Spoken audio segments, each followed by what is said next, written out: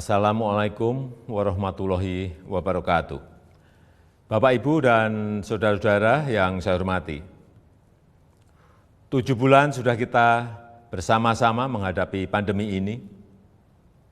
Saya paham masih banyak tantangan, namun tidak sedikit yang telah kita kerjakan. Singkatnya, strategi pemerintah sejak awal adalah mencari titik keseimbangan. Sekali lagi, mencari titik keseimbangan. Saya tegaskan kembali bahwa kesehatan masyarakat, kesehatan publik tetap nomor 1. Tetap yang harus diutamakan. Inilah prioritas, tetapi memprioritaskan kesehatan bukan berarti mengorbankan ekonomi. Karena jika kita mengorbankan ekonomi, itu sama saja dengan mengorbankan kehidupan puluhan juta orang. Ini bukan opsi yang bisa kita ambil. Sekali lagi, kita harus mencari keseimbangan yang pas.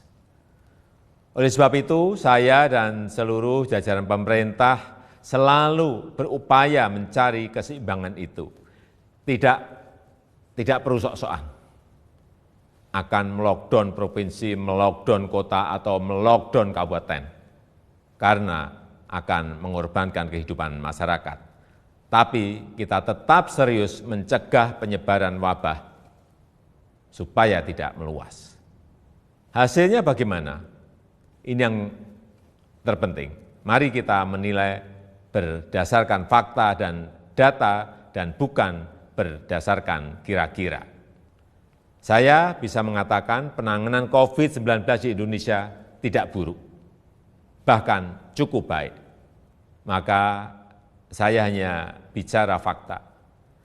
Dalam jumlah kasus dan jumlah kematian, Indonesia jauh lebih baik ketimbang negara-negara lain dengan jumlah penduduk yang besar.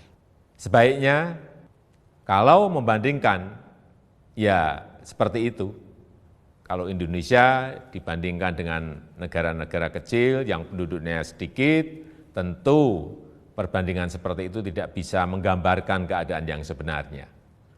Dalam hal ekonomi, pencapaian kita juga tidak jelek-jelek amat.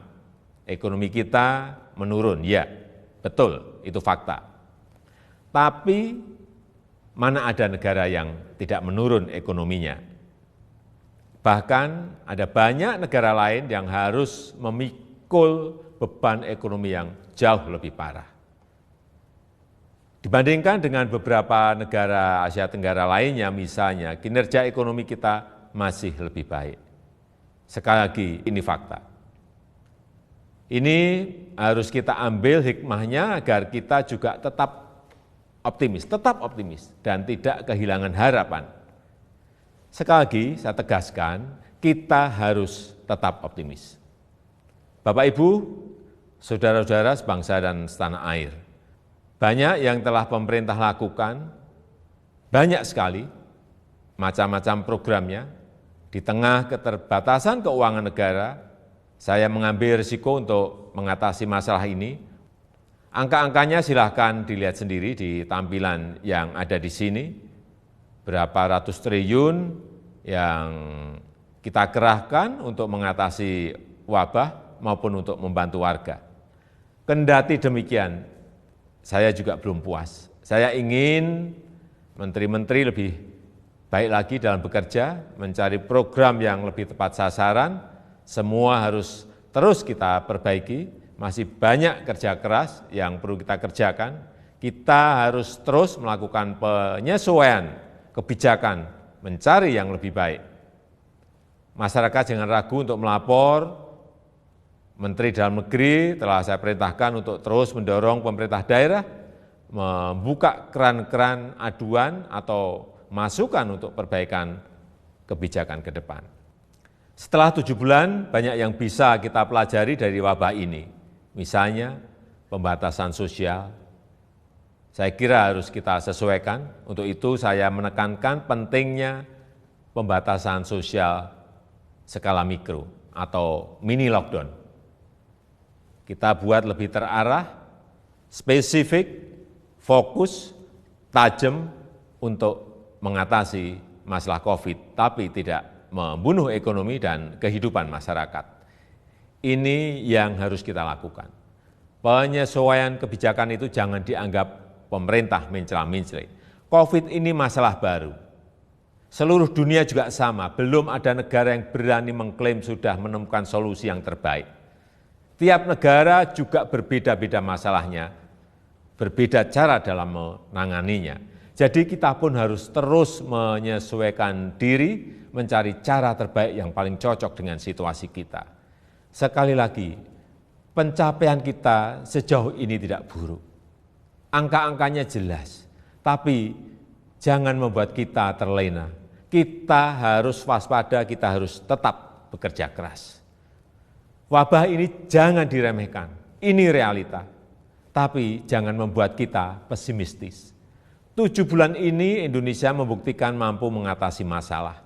Belum sempurna, ya, tapi bisa kita perbaiki bersama-sama.